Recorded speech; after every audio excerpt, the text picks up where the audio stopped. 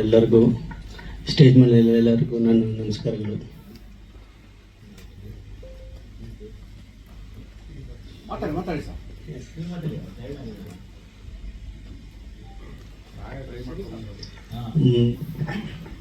FIR 626 movie ಇದೇ ತಿಂಗಳು 28ನ release ಆಗ್ತದೆ. ಅದಕ್ಕೂ ನಿಮ್ಮೆಲ್ಲರೂ ಸಪೋರ್ಟ್ ಬೇಕು. ಸಿನಿಮಾ ಬಂದ್ಬಿಟ್ಟು 1 ನೈಟ್ ನಡೆಯುವಂಥ ಸ್ಟೋರಿ. ಈವ್ನಿಂಗ್ 6 ಮಾರ್ನಿಂಗ್ 6ವರೆಗೂ ನಡೆಯುತ್ತೆ. ಒಳ್ಳೆ ಆ್ಯಕ್ಷನ್ ಥ್ರಿಲ್ಲರ್ ಮೂವಿ ಇದೆ, ತುಂಬ ಚೆನ್ನಾಗಿ ಬಂದಿದೆ. ಎಲ್ಲರೂ ಥಿಯೇಟ್ರ್ ಬಂದು ನೋಡ್ಬೇಕಂತ ಬೇಡ್ಕೊತೀವಿ.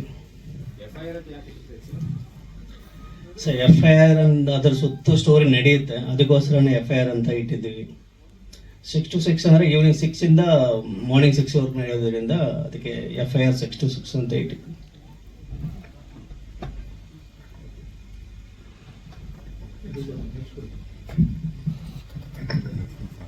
ಎಲ್ಲರಿಗೂ ನಮಸ್ಕಾರ. ನಿಮಗೆ ಫಿಲಮ್ ಬಗ್ಗೆ ಏನು ಹೇಳ್ಬೇಕಂತಿಲ್ಲ. FIR 6 to 6 action film. ದಯವಿಟ್ಟು ಎಲ್ಲರೂ ಥಿಯೇಟ್ರಿಗೆ ಬಂದು ನೋಡಿ ಪ್ರೋತ್ಸಾಹಿಸ್ಕೊಡ್ಬೇಕು. ಎಲ್ಲರಿಗೂ ನಮಸ್ಕಾರ.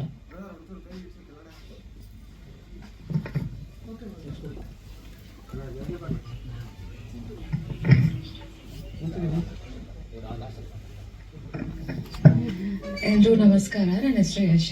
ಆ್ಯಂಡ್ ಎಲ್ರಿಗೂ ಥ್ಯಾಂಕ್ಸ್ ಇಲ್ಲಿ ಬಂದಿದ್ದಕ್ಕೆ ಆ್ಯಂಡ್ ವೆಯ್ಟ್ ಮಾಡಿದ್ದಕ್ಕೆ. Sorry for the late.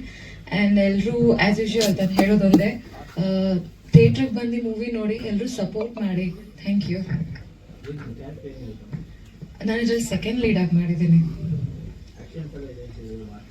ಇದರಲ್ಲಿ ಆ್ಯಕ್ಷನ್ಸ್ ಮಾಡಿದ್ದೀನಿ. So thank you so much sir for giving me this opportunity. ಯಾಕಂದರೆ ಫಸ್ಟ್ ಟೈಮ್ ನಾನು ಫೈಟ್ ಮಾಡ್ತಿದ್ದೀನಿ. ಫೈಟ್ ಬಗ್ಗೆ ನನಗೂ ಯಾವ ಐಡಿಯಾನೂ ಇಲ್ಲ, ಬಟ್ ಸಡನ್ಲಿ ಫೈಟ್ ಮಾಡಿಸಿದ್ದಾರೆ. ಸೊ ಸರ್ ತುಂಬ ಸಪೋರ್ಟಿವ್ ಆಗಿ ಹೆಲ್ಪ್ ಮಾಡಿದ್ದಾರೆ. Thank you so much.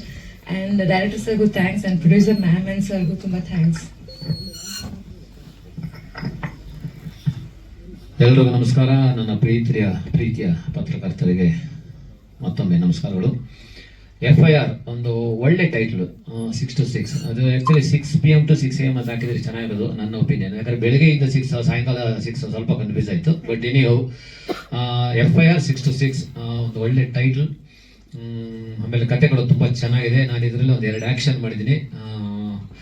Raghav ಅವ್ರದ್ದು ಹಲವಾರು ಸಿನಿಮಾಗಳು ಮಾಡಿದ್ದೀನಿ. ಅವ್ರದ್ದು ಆ್ಯಕ್ಷನ್ ಟೈಮಿಂಗು ಆಮೇಲೆ ಅವ್ರ ಡೆಡಿಕೇಶನ್ ನಂಗೆ ಭಾಳ ಇಷ್ಟ ಆಗುತ್ತೆ. ಸೊ ತುಂಬ ಚೆನ್ನಾಗಿ ಮಾಡಿದ್ರು. ಸೂಪರ್ ರಾಘವ್ ಅವರೇ, ಭಾಳ ಖುಷಿ ಆಯಿತು. ಅದು ಸೊ ಎಕ್ಸ್ಟ್ರಾಡನರಿ ಆ್ಯಕ್ಷನ್ ಮಾಡ್ತಾರೆ. So very nice. ಆ ಬಾಡಿ ಲ್ಯಾಂಗ್ವೇಜು ನಾನು ಏನು ಅನ್ಕೋತೀನಿ ಆ ಥರ ಆ್ಯಕ್ಷನ್ಸ್ ಬರುತ್ತೆ. ಸೊ ನೈಟ್ 2 ಆ್ಯಕ್ಷನ್ ಮಾಡಿದ್ದೀನಿ, 2 ನೈಟ್ ಎಫೆಕ್ಟ್ ತುಂಬ ಚೆನ್ನಾಗಿತ್ತು. ನಮ್ಮ ಶೆಟ್ರು ಸೂಪರ್ ಆಗಿ ಮಾಡಿದ್ರು. ಅವರು ಒಂದು ಖಳನಟನಾಗಿ ಮಾಡಿದ್ರು. ಅವ್ರನ್ನ ಆ್ಯಕ್ಚುಲಿ ಫಸ್ಟ್ ಟೈಮ್ ನಾನು ಅವ್ರ ಜೊತೆ ಕೆಲಸ ಮಾಡಿದ್ದು. ತುಂಬ ಚೆನ್ನಾಗಿ ಒಳ್ಳೆ ಪ್ರತಿಭಾವಂತ ನಟ ಅಂತ ಹೇಳಕ್ಕೆ ಇಷ್ಟಪಡ್ತೀನಿ. ಸೊ ವೆರಿ ನೈಸ್ ಶೆಟ್ರು, ನಿಮ್ಗೆ ಒಳ್ಳೇದಾಗಲಿ, ಇಡೀ ತಂಡಕ್ಕೆ ಒಳ್ಳೇದಾಗಲಿ. ರಮಣ ಅವರು ಈ ಸಿನಿಮಾ ಡೈರೆಕ್ಷನ್ ಮಾಡಿದ್ದಾರೆ. ಸೊ ಅವ್ರಿಗೂ ಗುಡ್ ಲಕ್ ಹೇಳ್ತಾ, ಒಂದು ಒಳ್ಳೆ ಕಂಟೆಂಟ್ ಇರೋಂಥ ಸಿನಿಮಾ. ಸೊ ಒಂದು ಒಳ್ಳೆ ಆ್ಯಕ್ಷನ್ ಥ್ರಿಲ್ಲರ್, ಕುಟುಂಬ ಸಮೇತ ನೋಡುವಂಥ ಸಿನಿಮಾ.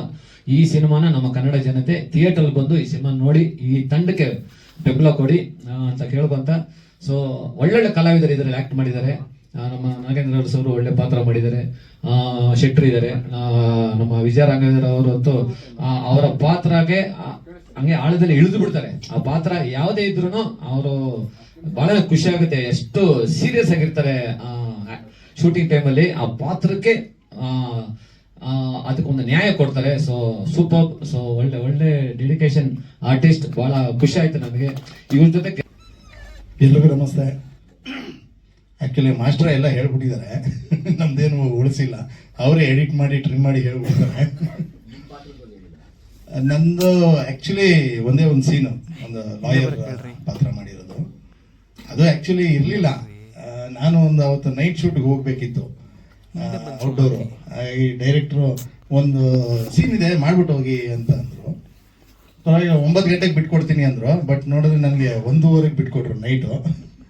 ನಾನು ಅಲ್ಲಿಂದ ನೈಟು ಇನ್ನೊಂದು ಶೂಟ್ಗೆ ಹೋಗಿ ಬೆಳಗ್ಗೆ ಜಾಯ್ನ್ ಆಗಬೇಕಿತ್ತು. ಬಟ್ ಒಂದು ಜರ್ನಿ ಚೆನ್ನಾಗಿತ್ತು FIRದು. ಹೇಗೆ 6 to 6 ಅಂತ ಇದೆ, ಒಂದು ರಾತ್ರಿ ನಡೆಯುವಂಥ ಕತೆ. ನಾನು ಲಾಸ್ಟ್ ಪ್ರೆಸ್ ಮೀಟಲ್ಲೂ ಹೇಳಿದ್ದೆ. ಆಲ್ಮೋಸ್ಟ್ ಎಡಿಟಿಂಗ್ ಕೂಡ ನೈಟೇ ಆಗಿದ್ದು. ತುಂಬಾ ರಫ್ ಕಟ್ ಎಲ್ಲ ಮಾಡಿ ಆದಮೇಲೆ ನಾವು ಫೈನಲ್ ಏನು ಡಬ್ಬಿಂಗ್ ಆದಮೇಲೆ ಟ್ರಿಮ್ಮಿಂಗ್ ಮಾಡ್ತೀವಿ ಅದೆಲ್ಲ ನೈಟ್ ಹೊತ್ತನೇ ಮಾಡಿದ್ದು. ಇನ್ಫ್ಯಾಕ್ಟ್ ನಮಗೆ ಸ್ಟುಡಿಯೋನು ಆ ಟೈಮಿಗೆ ಸಿಗ್ತಾ ಇತ್ತು, ಹಾಗಾಗಿ ನೈಟೇ ಮಾಡ್ತಿದ್ವಿ. ಬಟ್ ಪೇಮೆಂಟ್ ಎಲ್ಲ ಡೇನೇ ಮಾಡ್ತಾ ಇದ್ರು ಪ್ರೊಡ್ಯೂಸರು.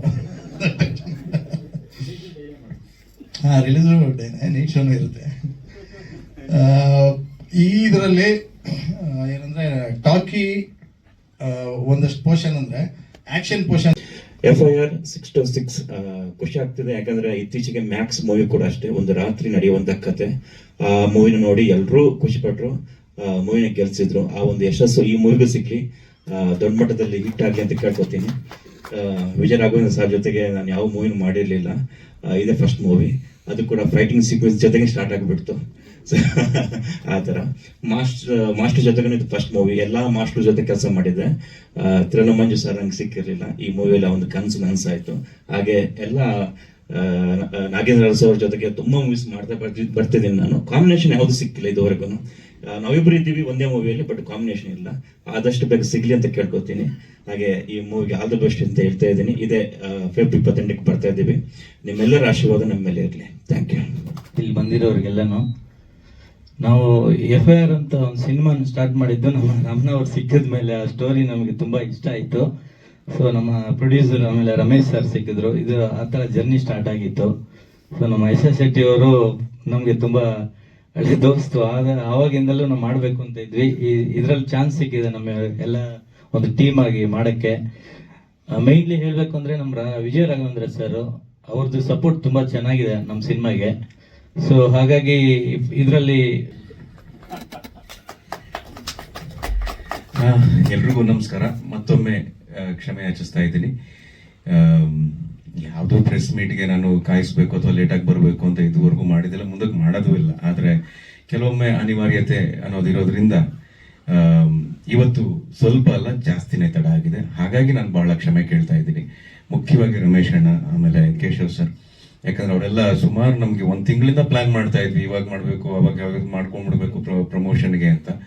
ಆದರೆ ಒಂದು ಸ್ವಲ್ಪ ಬಿಡುವಿಲ್ಲ. ಅದಕ್ಕೆ ನನ್ನದೇ ಸಾಕಷ್ಟು ಕಾರಣಗಳಿರ್ತವೆ. ಆದರೆ ಆ ಕಾರಣಗಳನ್ನೆಲ್ಲ ಬದಿಗಿಟ್ಟು ಸಿನಿಮಾನ ನೋಡಬೇಕು ಅನ್ನೋದನ್ನೇ ನಾನು ಕಲ್ತಿರೋದ್ರಿಂದ ಇವತ್ತು ನಾನು ಪೂರ್ವಕವಾಗಿ ವಿನಯಪೂರ್ವಕವಾಗಿ ಕ್ಷಮೆಯನ್ನ ಕೇಳ್ತಾ ಇದ್ದೀನಿ. FIR ಬಗ್ಗೆ ನಾನು ಬಹಳ ಮುಖ್ಯವಾಗಿ ರಮೇಶ್ ಅಣ್ಣಂಗೆ, ಆಮೇಲೆ ಕೇಶವ್ ಅವ್ರಿಗೆ, ಆಮೇಲೆ ರಮಣ ಅವ್ರಿಗೆ ನಾನು ಥ್ಯಾಂಕ್ಸ್ ಹೇಳಬೇಕು. FIR ಅಂದ್ರೇನೆ ಇವಾಗ ಆ ಟೈಟ್ಲ್ ಅಲ್ಲೇನೆ ಅದಕ್ಕೊಂದು ಸಣ್ಣ ಕುತೂಹಲ ಇದೆ. ಏನಕ್ಕೆ FIR ಅಂತ ಇಡ್ತಾರೆ, ಅಥವಾ 6 to 6 ಅಂತ ಏನಕ್ಕೆ ಇಡ್ತಾರೆ ಅಂತ. ಸೊ ಇಂಥ ಒಂದು ಕತೆ ಮಾಡ್ಬೇಕಾದ್ರೆ ಪಾತ್ರಗಳು ಯಾವ ತರ ಇರಬೇಕು, ಆ ಪಾತ್ರದಲ್ಲಿ ನಾವೇನು ಹೀರೋ, ವಿಲನ್ನು ಅಥವಾ ಏನ್ ಕರಿತೀವಿ, ಅದೆಲ್ಲದಕ್ಕಿಂತ ಹೆಚ್ಚಾಗಿ ಎಲ್ಲಾ ಪಾತ್ರಗಳು ಬಹಳ ಮುಖ್ಯ ಆಗುತ್ತೆ. ಸೊ ಹಾಗಾಗಿ ಒಂದು ನೆಗೆಟಿವ್ ಶೇಡ್ ಅಲ್ಲಿ ಅಥವಾ ಗ್ರೇ ಶೇಡ್ ಅಲ್ಲಿ ಯಾರು ಕಾಣಿಸ್ಕೋತಾರೆ ಅವರು ಬಹಳ ಚೆನ್ನಾಗಿ ತೆರೆ ಮೇಲೆ ಬಂದು ಅವರ ಕ್ಯಾರೆಕ್ಟರ್ ಬಹಳ ಬಿಗಿಯಾಗಿದ್ದಾಗ ಮಾತ್ರ ಒಂದು ಹೀರೋ ಕ್ಯಾರೆಕ್ಟರ್ಗಾಗ್ಲಿ ಅಥವಾ ಒಂದು ಪೊಲೀಸ್ ಕ್ಯಾರೆಕ್ಟರ್ಗಾಗ್ಲಿ ಬಹಳ ತೂಕ ಇರುತ್ತೆ. ಅಂತ ಒಂದು ಅವಕಾಶನ ನನಗೆ ಕೊಟ್ಟಿದ್ದಾರೆ. So first of all Yash Shetty ಅವ್ರಿಗೆ ನಾನು ಬಹಳ ಥ್ಯಾಂಕ್ಸ್ ಹೇಳ್ಬೇಕು. ಅವರು ಬಹಳ ಇಂಟೆನ್ಸ್ ಆಗಿ ಕಾಣಿಸ್ಕೊಂಡಿದ್ದಾರೆ ಈ ಸಿನಿಮಾದಲ್ಲಿ. ಆಮೇಲೆ ಕಥೆ ಹೇಳ್ಬೇಕಾದ್ರೇನೆ ಹೇಳಿದ್ರು, ಅಂದ್ರೆ ನನ್ನ ಇನ್ವಾಲ್ವ್ಮೆಂಟ್ ಯಾವ ತರ ಇರಬೇಕು ಈ ಕಥೆಯಲ್ಲಿ, ಹೇಗಿರುತ್ತೆ ಅಂತ. ಸಾಮಾನ್ಯವಾಗಿ ಸಿನಿಮಾಗಳಲ್ಲಿ ಮಾತುಕತೆ ಆಡ್ಕೊಂಡು ಸೀನ್ಗಳು ಹೋಗುತ್ತೆ. ನನ್ಗೆ ಈ ಸಿನಿಮಾದಲ್ಲಿ ಆತರ ಅಲ್ಲ, ಫೈಟ್ ಮಾಡ್ಕೊಂಡ್ರೆ ಸೀನ್ ಮುಂದಕ್ಕೆ ಹೋಗ್ತಾ ಇರುತ್ತೆ. ಸೊ ಅಷ್ಟೇ ಚೆನ್ನಾಗಿ ಸ್ಕ್ರೀನ್ ಪ್ಲೇನ ಆತರ ಮಾಡಿದ್ದಾರೆ. ಆಮೇಲೆ ಥ್ರಿಲ್ಲರ್ ಮಂಜು ಮಾಸ್ಟರ್ ಇರೋದು ನನಗೊಂಥರ ಪುಣ್ಯ, ನನ್ನ ಜೀವನದಲ್ಲಿ ಸಿಕ್ಕಿರೋ ನನಗೆ ಪುಣ್ಯ ಅಂತ ನಾನು ಹೇಳೋದಕ್ಕೆ ಇಷ್ಟಪಡ್ತೀನಿ.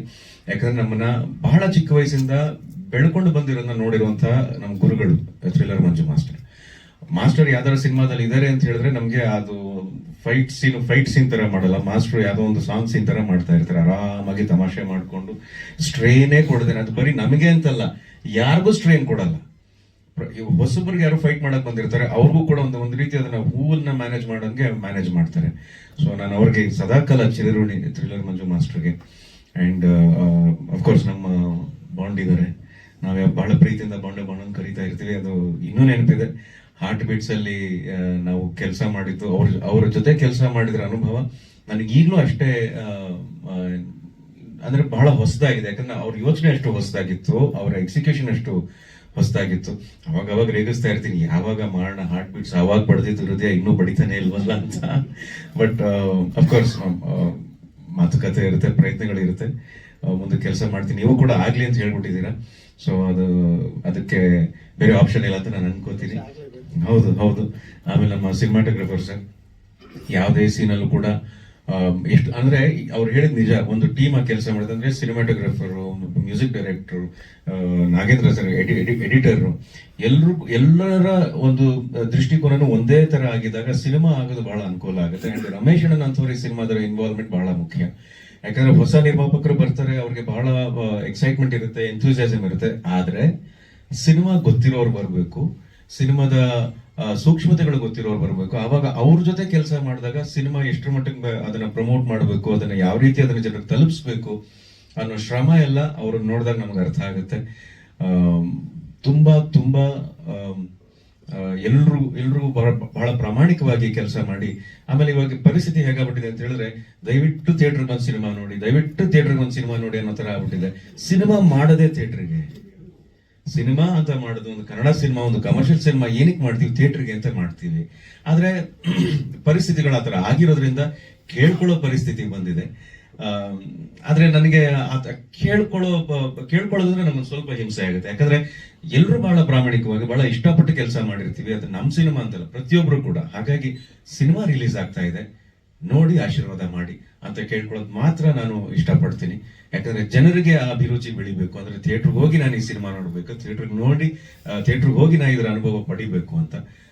ಹಾಗಾಗಿ ಇದುವರೆಗೂ ನಮ್ಮನ್ನ ಪ್ರೋತ್ಸಾಹಿಸ್ಕೊಂಡೇ ಬಂದಿದ್ರಿ, ಇದುವರೆಗೂ ನಮ್ಗೆ ಮಾರ್ಗದರ್ಶನ ಮಾಡ್ಕೊಂಡೇ ಬಂದಿದ್ರಿ. ಇನ್ ಮುಂದೆ ಕೂಡ ಇದೇ ಮಾರ್ಗದರ್ಶನ ಇರ್ಲಿ ಅಂತ ಕೇಳ್ಕೊಂಡು ನಿಮ್ಮೆಲ್ಲರ ಆಶೀರ್ವಾದವನ್ನ ನಾನು ಬೇಡ್ಕೊಂಡು ನನ್ನ ಮಾತನ್ನ ಮುಗಿಸ್ತೀನಿ. ಜೈ ಹಿಂದ್.